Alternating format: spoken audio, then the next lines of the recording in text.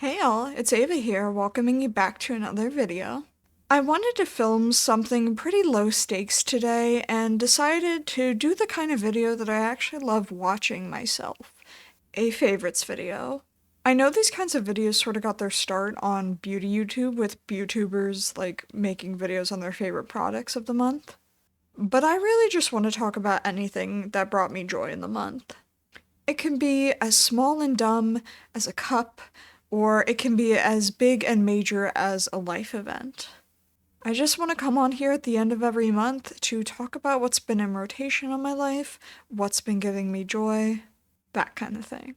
And we're starting with my birthday month of May. Gonna be doing a little bit of favorites today. So, if you want to see what I've been using and loving in the month of May, consider subscribing, and let's go ahead and get into it. Alright, so I do want to list out the categories of product I'm going to be talking about. Some of them I also have a physical thing for, and some of them I don't, and will pop pictures of them on the screen. And between these videos, I will try to be consistent in the order in which I talk about my things, hopefully. So, the categories of product we're going to be talking about will start with aesthetics and personal care. This includes stuff like beauty, self-care, fashion, that kind of thing is all really important to me, and I'll start by talking about all of that. Next category will be lifestyle and experiences. This is like maybe the more mundane things in my life that bring me joy. Some of them might just be plain useful things that I use every day. But I also want to talk about real experiences that I have in real life, because a lot of those end up bringing me a lot of joy and making me want to talk about them with people and share them with people. Finally, I'll talk about media and technology recommendations. Any music, books, games, apps, software in general that I use in a month, I'll talk about them at the end. And I just want to say, nothing here is sponsored. I have absolutely no stake in this. I just legitimately want to recommend products to you guys.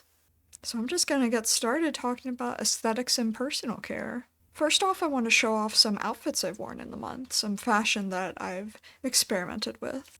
I use the app Wearing to track my closet and plan my outfits. I'll probably do a whole video on that experience because I've been at it for about a year, and it is completely life-changing. Some people use Index, I use Wearing. You can find a bunch of videos on people using those apps to digitalize their closet.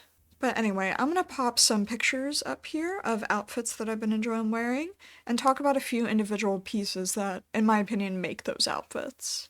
First up, if I can get it here, is this yellow button up here. I got this from a local consignment store. I love it so much. It says it's from Genera Collection. Yeah, Genera Collection. I don't know if that's the brand or what. Like I said, I did thrift this. I got it from a consignment store last year, I believe. And I styled the shirt in particular with a flowy gray dress I got. The dress is absolutely nothing sexy. I just got it at like a CVS or something. But I love styling that dress in particular with tall shoes because I am quite short, and some kind of layer with it, namely like a button up or something like that. And this shirt just works for that. I love styling it with a cardigan or something over it or under it. I just use it all the time. I love it as a layering piece, and yellow is an alarmingly prominent color in certain parts of my wardrobe. This I have learned from also using Wearing.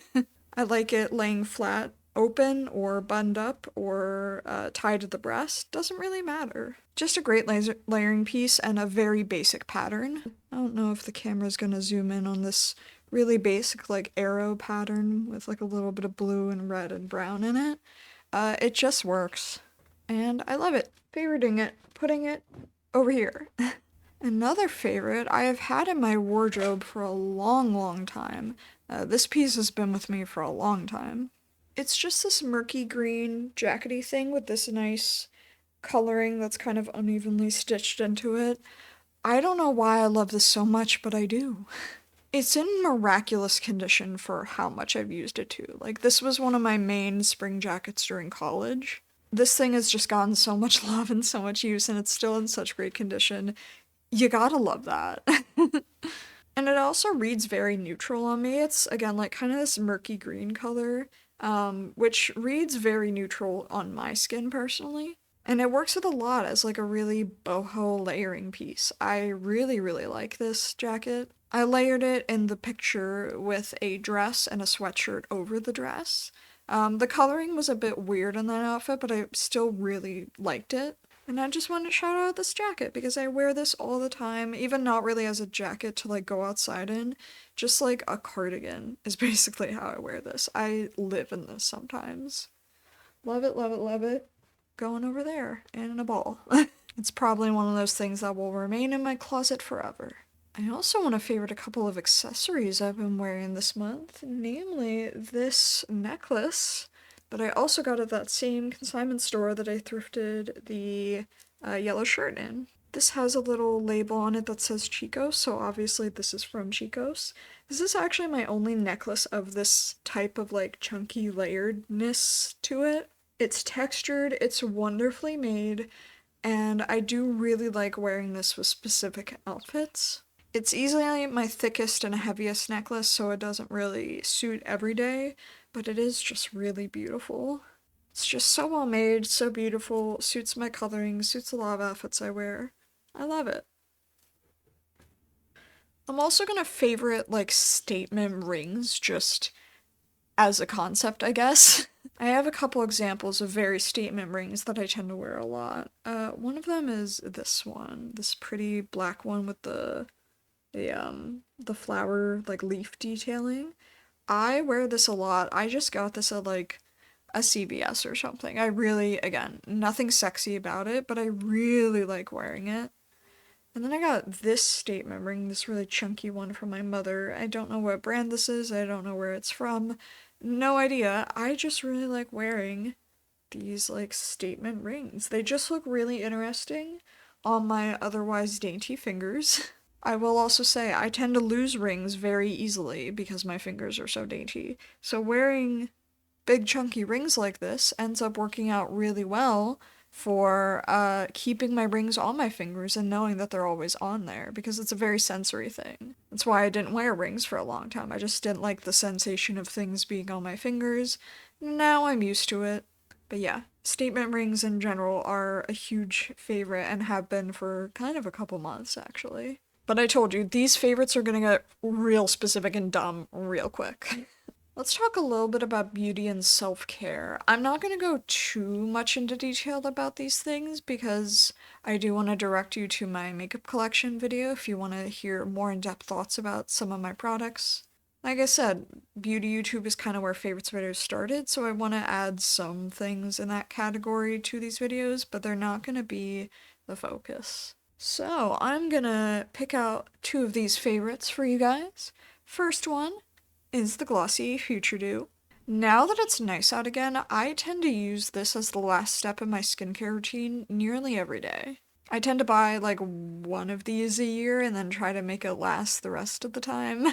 It's hard though because I love using this. For a while, I was afraid it was breaking me out. If I had to guess what the problem was with it, I would say it's the fragrance in it, but it's not particularly strong. I wear this on days when I want a nice layer to my makeup. I wear it on days when I wear no makeup.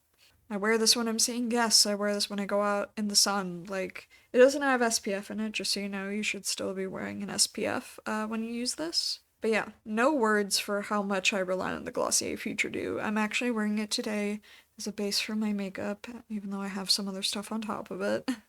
It is just absolutely lovely no matter what. Putting it over here. Next up, I'm going to talk about a hair care thing. My hair and I have a very complicated relationship, let's say. I tend to compare my most desired hairstyle to that of Alice Cullen from Twilight, but I never really achieve it. I might make a video on my hair one day, we'll see, but basically I got this Bumble and Bumble cream. This is the Seaweed Air Dry Cream, and it's basically just a lightweight leave-in conditioner / styling cream. This basically just like hydrates my hair when I'm in between full washes. I usually wash and condition my hair every 5 to 6 days, but I do shower or bathe every day, and I tend to wet my hair a few times between those full washes, and usually have to do a little bit of a like shampoo in between full washes. I also never use heat on my hair though, so an air dry cream is exactly what I look for to style my hair on days when I'm not using my full holy trinity of hair products. Again, if you want to hear what those are, I might make a video on them one day, but for now, just know, when I'm between washes, when I do like just a shampoo in one day, this is usually the only product I put in my hair that day. And it does really feel nice, it smells nice. Bumble and Bumble's a little more expensive than I tend to go for hair care. But yeah, I just scrunch my hair with this a little bit, and it ends up drying really pretty. It's a powerful styling cream. I really, really do like it. Okay, so let's move on to a new category by talking about lifestyle and experiences. I don't have a whole ton in this category this month, to be honest. It was a pretty low-key for month in terms of going out and doing things. But I have some little kind of mundane things I'd like to recommend to you guys. First thing, this is especially dumb, but my water bottle. Sure, my mother bought this water bottle from Target, quite a while ago. The brand is Slim, SLM, I assume. I kind of stole it for myself one time I was at my parents' house, and it ended up just becoming my default best water bottle I've ever used. I was really a victim of never having enough water, especially at night. I drink a lot of water at night. And I am always hydrated now when I have this water bottle. It's just a nice spout. It sucks nice. Can I say that? I'm always hydrated. It's great for when I'm out and about. I never go anywhere without this, really. Keep it on my bedside table at night because, like I said, a bitch definitely drinks water at night. In terms of other drinks, though, I do want to favorite a tea that I've been drinking at night, as opposed to coffee. I'm very much more of a coffee girl. I truly cannot function throughout a whole day without having at least a cup in the morning. But lately, it's been getting harder to sleep at night if I have any coffee in the evening. We have a drip machine, so when we make a pot, we usually make a full pot and go through that whole pot before we make another. So that usually means that I don't make decaf coffee. I used to drink tea a lot, especially when I was in college. I drank quite a bit of tea back then, but then I kind of fell out of it. And so I'm getting back into it now as a way to drink less coffee in general, and especially in the evenings. So I wanted to shout out one of my favorite teas ever. My partner actually introduced me to this brand. This is Harney and Sons Master Tea Blenders. And this is their blood orange tea. This one in particular is actually an herbal tea. It has no caffeine in it, but I don't know, I feel like sharing your favorite teas is a little bit intimate. It's just sort of nice to show you like what I go to relax, to feel comfort, that kind of thing. Anyway, yeah, I love me a fruit tea, and this blood orange tea is just the best. You can see in there I've drank a lot of this. Now, I just realized I don't have it with me. Let me go grab it. I also wanted to shout out the electric kettle we use to make tea. This is I think you can see that says Aroma. We just got this at Target or something. These aren't very common in America, as far as I'm aware, because America drinks a lot less tea than Canada or the UK. But they're great for wanting to make enough water to make a few cups of tea in the evening. I really do love it and recommend getting an electric kettle to anyone that lives on their own and likes tea. I have one of those like fourth burner pots that I use to make water for my French press coffee. But for tea, I always use this electric kettle. So just wanted to shout this out as well. It's a great little device. Finally, let's talk a little bit about media and technology recommendations, because a few of those have completely overtaken my life. Let's start with games, because those are generally really important to me and keeping sane. So for one, I did something I never thought I would do, and I purchased Monster Hunter Generations Ultimate on the Switch on sale for like $10 maybe. I swear to you guys, no game, besides maybe Stardew Valley for $15, will ever be more worth your money in terms of hours of content you can get out of it. I argue that Monster Hunter Generations Ultimate is one of the better, like, money for your value purchases you can make. For reference, I started playing the Monster Hunter series with Monster Hunter Tri on the Wii. A lot of people would probably consider me to be a long-term veteran of the series because of that. Monster Hunter is also my very favorite series of all time besides The Sims. And I remember playing the original generations on the 3DS. I actually remember getting my new 3DS XL with the circle pad nipple thing. I remember getting that to play Generations on the 3DS. And I kind of didn't like it. It's a very long story as to why I didn't like it on the 3DS. I might tell that story one day. Point is, Generation left a kind of bad taste in my mouth, and so I was never going to buy Generations Ultimate because I just didn't see a point. But I have to say now that Generations Ultimate is the best and most accessible old school Monster Hunter experience you can get. Old school meaning games that came out before World. It's so straightforward in terms of story and gameplay loop. It's got an immense amount of charm, and a lot of that bullshit difficulty that Monster Hunter used to be known for. There is easily like 300 hours plus worth of content in Gen Ult, and it's pretty difficult, especially in comparison to games after World. I was kind of molded by that old bullshit game difficulty that came with old Monster Hunter games, so I wasn't really bothered when I played Gen Ult over how difficult it was. All this to say, Gen Ult really did breathe love back into the series for me. When I first played Wilds in February, I said it was kind of like feeling like I was coming home. Playing this game actually made me feel like I was coming home. Playing Wilds kind of feels like it's a weird, unfamiliar extended vacation for me. That being said, I have about 100 hours in Wilds and have done virtually everything there is to do in the game. I'm about 70 hours into Gen Ult and have barely scratched the surface. So if all you're worried about is like game longevity, then definitely try Gen Ult.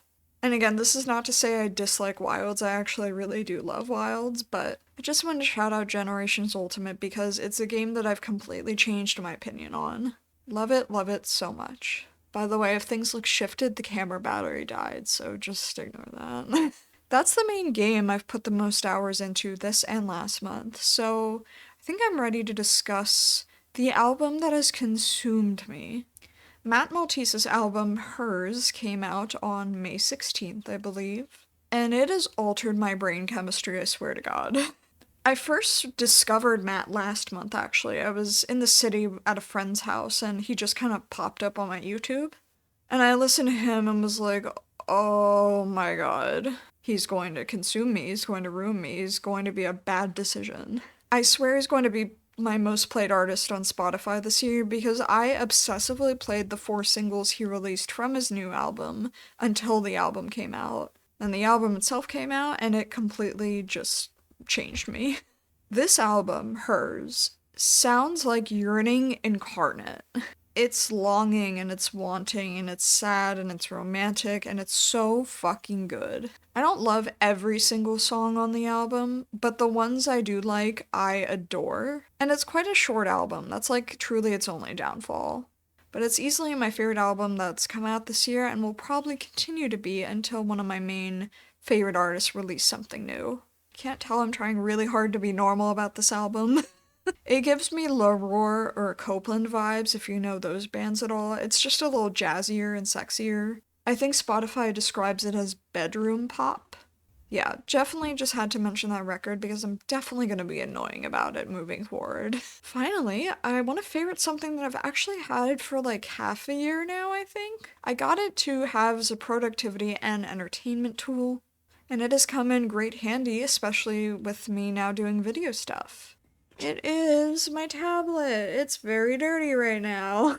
So I think this tablet is the Samsung Galaxy Tab A5. It's not like the most high-end tablet you can get by any means. I got it back in September. It's been so useful for video stuff, for like making thumbnails, making art for stuff. Been so good for that.